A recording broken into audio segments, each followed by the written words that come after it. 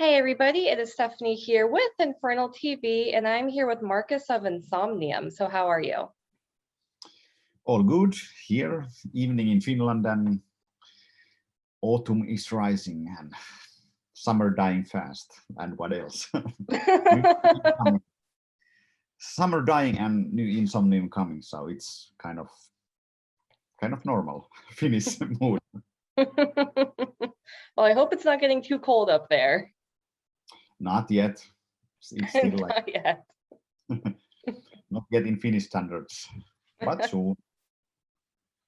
All right, well then let's just start talking about Argent Moon. And I know in the press release you said that this is your softer music coming out in this EP.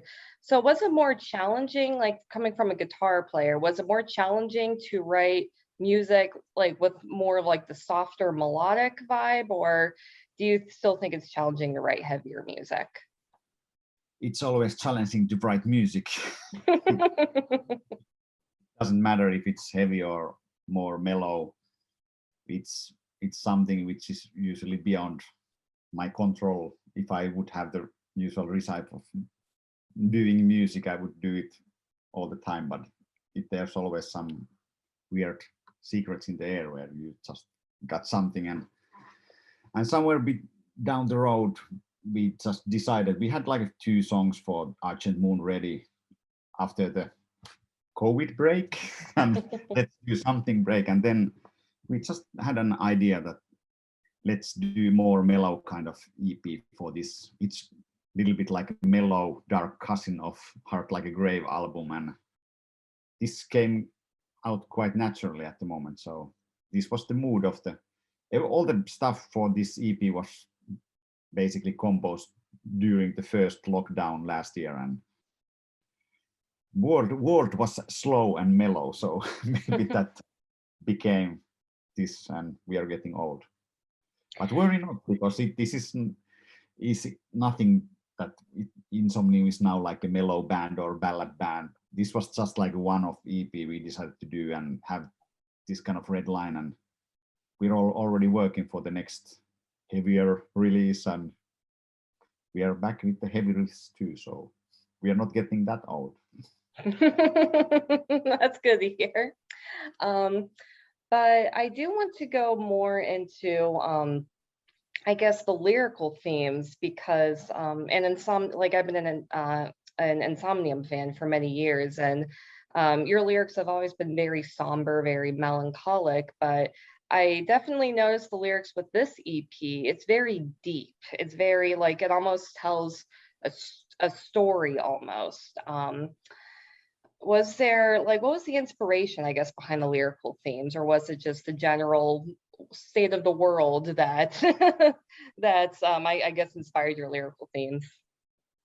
Well, I think the working flow. I'm not writing the lyrics at all by myself, but I'm always giving some input for like themes and what I was thinking when I composed the song and stuff like that. Some stuff comes out with like some moods, and some comes out with even like through jokes and stuff. But Nilo is usually really good on taking the hint, like do this kind of stuff. And for example, this, if we are going song by song, then Conjurer was the first song we did for this EP, and it's more like it continues the storyline from the Heart Like a Grave album, and it's still like Argent Moon is a title for old Finnish folklore song called Argent Moon or Silver Moon.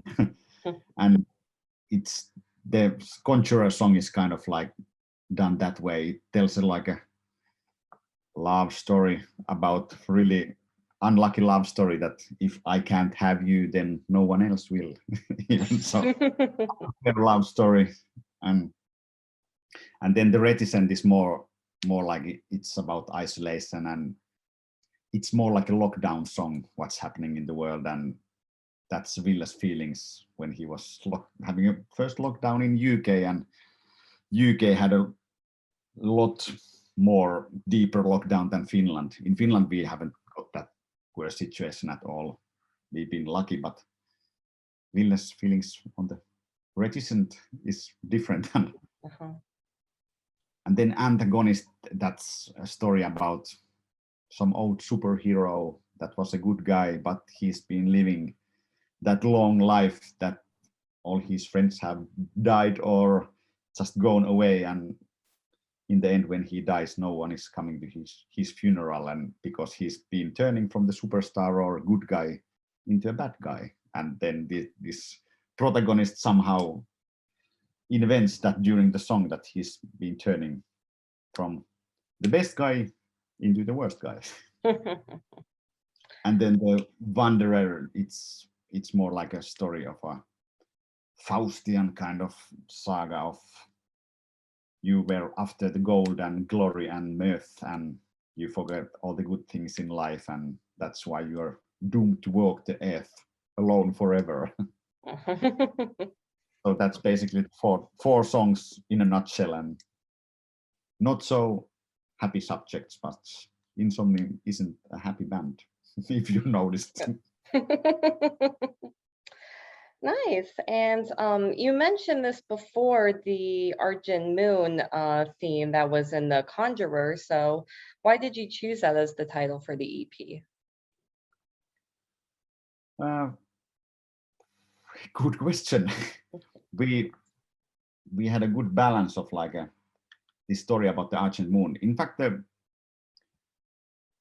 I invented the name Argent Moon last summer, a year ago, when I was having a night off in one island here when I'm living in outer islands in the sea, and there was the silver moon in the sky, and it did like this bridge to the sea, and then I just remembered this old Finnish song called Silver Moon, and then I texted this to the guys, and then Niilo immediately got interested about this theme and worked out the title and lyrics through this, and somehow it started to life, and it was the best title for the whole concept. And then we also, this was kind of a really artful project with all the songs having videos, and all the songs are singles by itself, and then we had this one local photographer that took all these photographs for the single covers.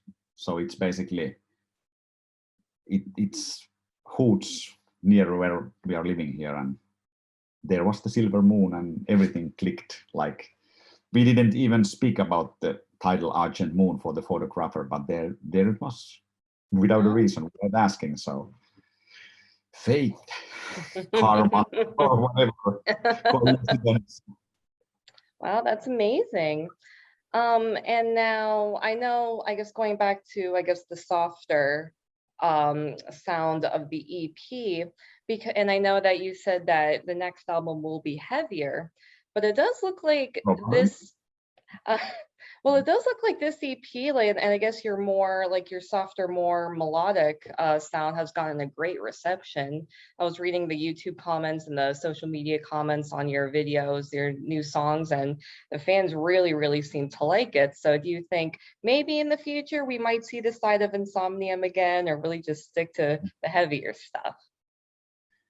Yeah, I think we kind of bought our artistical freedom with Winter's Gate song or album, how do you call it, 40-minute giant, because it was such a crazy project, and it had so much different sides of the bands, like from black metal to doom metal to proggy sides and to mellow parts. So after that we've been feeling pretty free to do what we ever want to do, and not to limit ourselves that some stupid melodic death metal frames or something like that. It's Insomnium is maybe old band enough to have this kind of really strong personal identity. So I could say, like, if we do black metal or if we do mellow stuff, it still sounds somehow like Insomnium.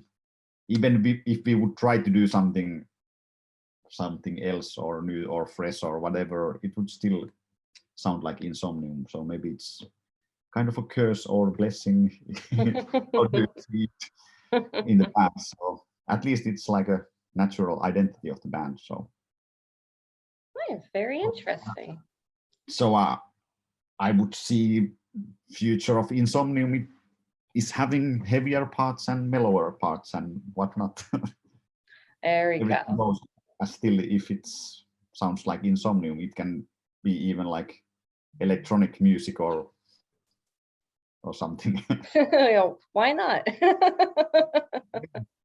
Kind of we did it that even I made that electronic music to be a joke, but now I remembered for the Heart Like a Grave album we did the like Blade Runner version of this Karelia 2049. So that was already pretty electronic stuff. So why not?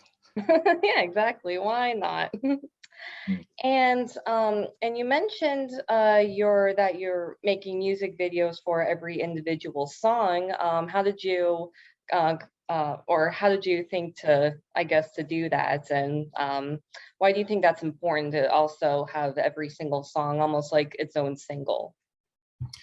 Well, that wasn't exactly our decision. It was label decisions, because it's pretty new zone for metal music, but in the pop culture, in pop culture there's not any more stuff like albums. Basically, it's all the artists are releasing like only singles and digital releases and videos. So basically this idea is bit stealed from the pop culture. So we kind of released four singles, and all the songs had like videos, and then in the end we are releasing that on a physical EP, which I think it's cool.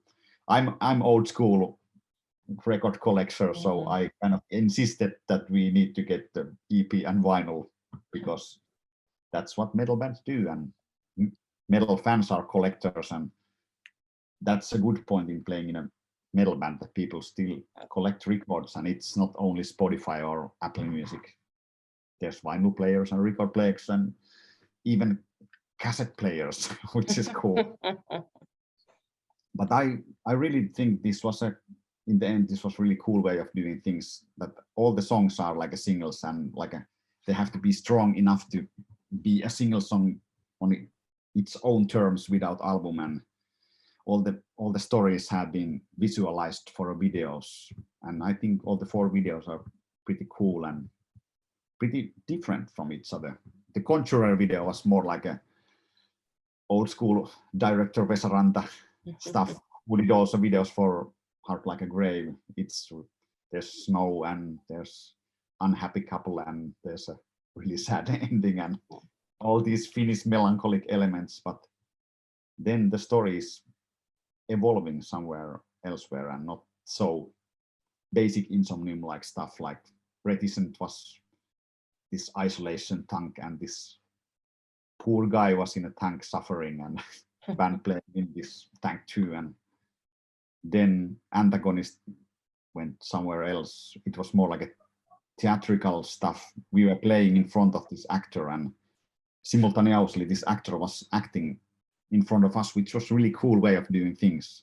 Something completely different. The only difficult part on that was it was so interesting to see the actor in his job, and you have to do your thing and not to watch what the actor is doing. So that was the problem. Everyone of the band was like watching that. Wow, cool! Really raw in action, and then the fourth video that's going to be more summer kind of video. Oh, nice. As summer and positive as Insomnium can go. You'll see it later. It's cool too. Do you know when the fourth video will be released, or? I'm not sure, but I have a clue. It might be the same day when the EP is coming out. So is it in 2 weeks? Yeah, about the September 17th. Yeah, about 2 weeks. Yeah, I'm just a guitar player. I don't know the release schedule, but I would suppose it comes the same day when the EP comes out. Or that would be wise. If I would be a record label guy, I would do it that way. There you go. That works. And now I saw that Insomnium played a festival in Finland recently. So what was it like getting back on stage after the year and a half of being at home? Almost crying on stage because it was so cool. we were happy enough to be able to do. I think we played 2 festivals in Finland. And we even got to play one festival in Austria, the Oh, Area nice. 53, that was weird. Like after 1.5 years to go into the airplane that used to be your second home, and then wear the mask when on the plane and having these many tests during the and having all these certificates. It's the new world is crazy, but Mhm. I do hope that we are getting rid of these certificates and tests soon. And what if it's what it takes to play concerts abroad? Then we go that way. But Right, yeah, absolutely. it was absolutely overwhelming, cool to be able to be back on stage and do the whole thing. Nice, that's amazing. And I saw on your social media that there is an Insomnium beer. So would you like Oh, to discuss that? yeah.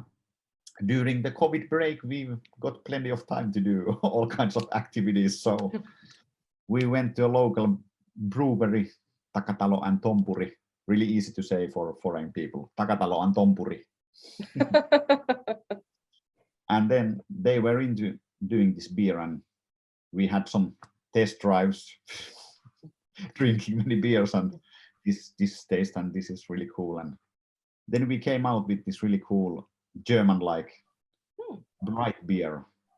It's like Helles lager beer, and I think Niilo came out with a really cool promotional sentence for that. It's like a bright beer, black mind.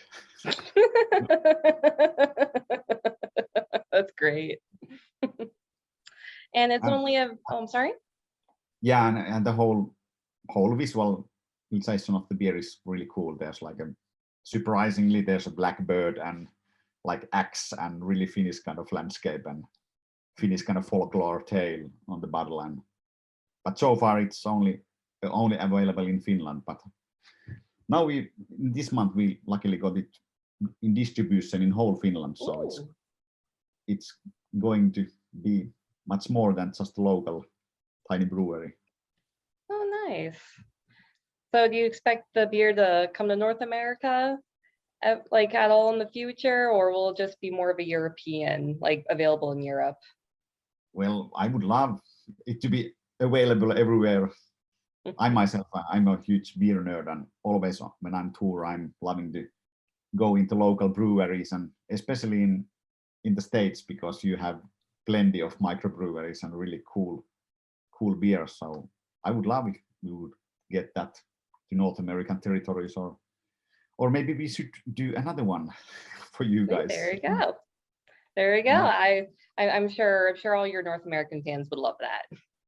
Yeah, many bands are now doing these beers. Like Dark Tranquillity did their own beer, and Amorphis is having own beer, and all of them are really cool ones because there's a lot of like beer enthusiasts in the bands, surprisingly. Oh, nice. Yep. See, in metal bands, I mean, not only do they love vinyl and records, but they also love beer. So there you go. That's me. I love vinyl records. I love beer and American cars. See, there you go. Will there be an Insomnium car? Maybe I should call Chevrolet and ask do they want to do Chevrolet Insomnium SS. See, there you go. All right, and now what I personally love about Insomnium, and I'm sure your fans will agree, is that your music is very heavy, but it's also full of emotion. So where do you find the balance between the heaviness and the more kind of somber tones? Heavy to listen.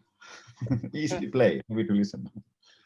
Well, it's easily said, maybe sounds easy, but it's like it's a natural way for this band. Like somehow in the deepest depths of our souls, we know how Insomnium should sound. So it always comes to sound like this, and we do a lot of like production stuff together and speak about the songs and what is everyone feeling about each other's songs and stuff like that. So it's usually some of 5 people ideas, so that's why it sounds similar under this name. Interesting. And now Insomnium has been a band for almost 25 years. So what do you think has changed the most? It could be like your sound, your songwriting. At least I'm changed. Oh, there you go. I've been in the band like now 10 years, so quite a long time already. But and Jani joined like a few years ago also, but a lot have changed. Like also the sound have been changing a bit more, like at that from that traditional Finnish melodic death into something wider approach. Probably that's what I could say. I used to be a fanboy for the band, and we were like friends from different bands, even already during the first album of Insomnium. And somehow I was spying outside the band first 10 years, and I still think About the Weeping World is probably the best record of the album. And I could honestly say that because I wasn't playing on the album. So I love that album. And when I heard that album back in the days, I immediately felt like, now these guys, and then they kind of did. That was the breakthrough album for the band. And but the vibe and soul is still there. And I've been trying to be like make justice for the old Insomnium sound. And it was kind of easy for me to join the band back in the day because I was kind of fan of the band. I knew exactly what the band is about and what is the sound and stuff like that. And then I started to do my own composing, admiring the old Insomnium way. Nice. Very interesting. And now this is the last question. You can say anything you want. You can promote the EP. I know you have a tour coming up. You can promote the tour. It's just anything you want to say. Hopefully we will see somewhere down the road soon, because it's definitely been too long that we've been in the North American soil. I still remember it was 13th of March last year. We get to play, if you read about that, our catastrophic North American tour. During the time we flew from Helsinki to New York, the pandemic rise on a global level, and we get to play only one show in Philadelphia, and then we were sent back to home. And kind of here we still are. And we were in deep trouble after this. Well, it's not exactly cheap to fly to USA and rent a bus and drive with a bus and rent a backline and have a whole crew and then do one gig and fly back to Finland. So it was overwhelming how much our fans appreciated and helped us on that, and kind of saved our asses financially. We attending our live streams and buying our support shirts and stuff like that. So that's something we will be eternally happy, and we owe you, our fans. So it's all we have to say. Thank you. And we will come back to USA and make everything up as soon as we can. We are even working on that at the very moment, but you never know with these situations in the world and travel bans and visa problems and virus. So if it would be up to us, we would be there in a minute. Well, I'm sure all your North American fans miss you and want you to play shows again. Yes. We will meet again someday. All right, everybody. Thank you for checking out the interview. Argent Moon will be out September 17th. The first 3 songs are available on YouTube right now. They all have music videos. Definitely check out those songs if you haven't. And Insomnium does have a tour in Europe booked. It's, I think, November, like the end of the year, I think is what I saw, right? Yes. Yeah. Hopefully. Have that. Hopefully. And it does look and it does look like they have a US tour in the works. So I know, unfortunately, these guys had to leave pretty quickly after, pretty much right after they landed. So those look like they're making it back up to North American fans. So thank you again for checking out the interview, and stay metal, everyone.